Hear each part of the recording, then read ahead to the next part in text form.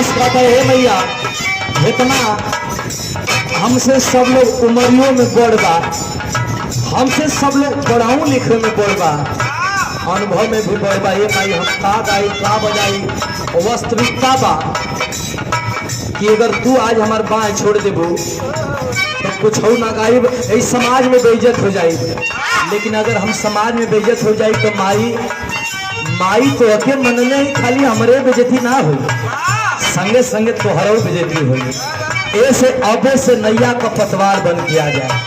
लड़का कहा तका अरे भैरव जी के दुलारी हो, मुरलीधर पे पारी हो,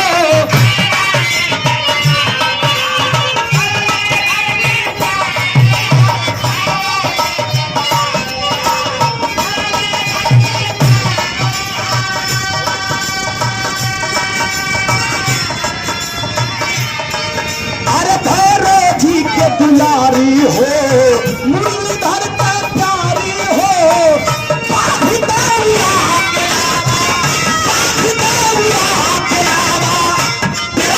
शिकार हो,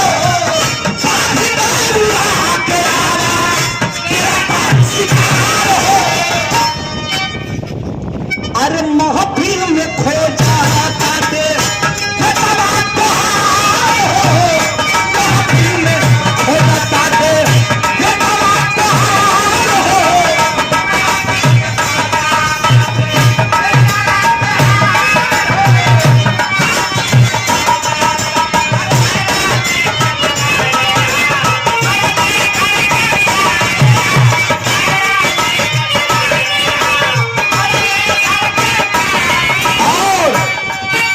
पुरस्कार आप भैया लोगन को सुनाई रिक्वेस्ट है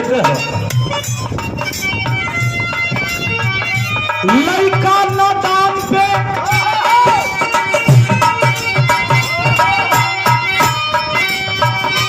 गुरुजी पंचदेव पांडे गुरुजी बैठे लोन हमारे उस्ताद हमारे गुरु श्री विजय लाल यादव को जोड़ा का तोड़ा।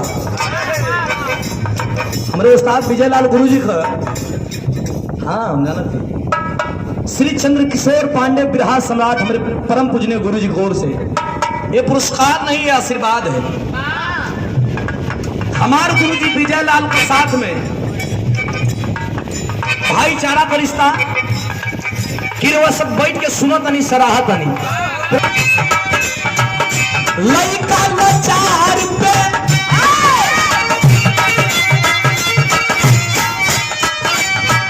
लड़का लाचार पे चार करम मांगाई,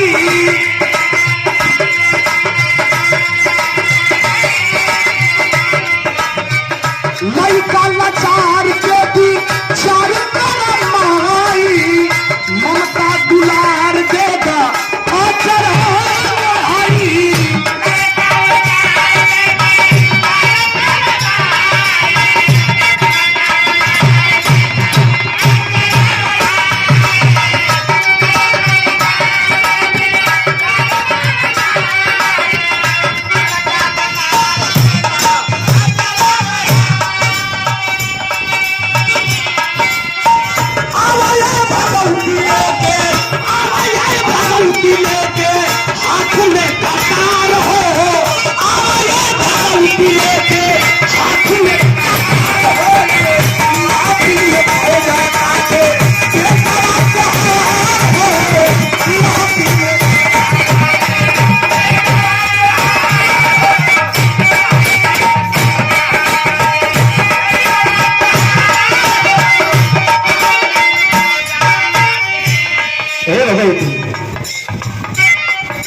अमन बड़ा बदनाम है,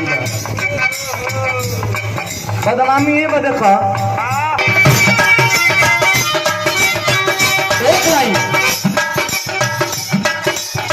सवरू लोग कत्ते माई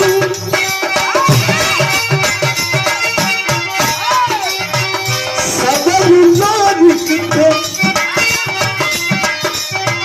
सवरू लोग कत्ते माई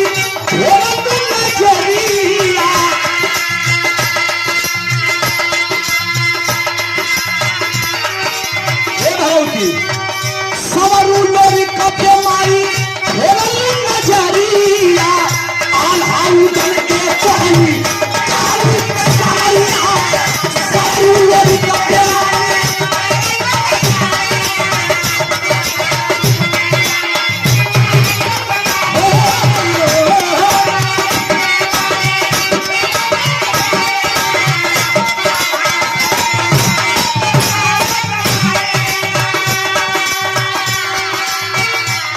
हर तार बोले में बतियाए में गाए में बजाए में कोनो दिक्कत हो कान भर के बैठा देव हमें मंजूर ना, क्योंकि हम माई कलाकार ना है लोगन का सेवक हैं। अरे कलाकार पता नहीं कैसे कब गवा दिलू हमें ना पता चलेला माई। भाई भैया लोगन सुनेला तो हम गाइला, जा दिन भैया लोगन कान धर के बैठावे लगी हम केनियो के ना हो कभी माई।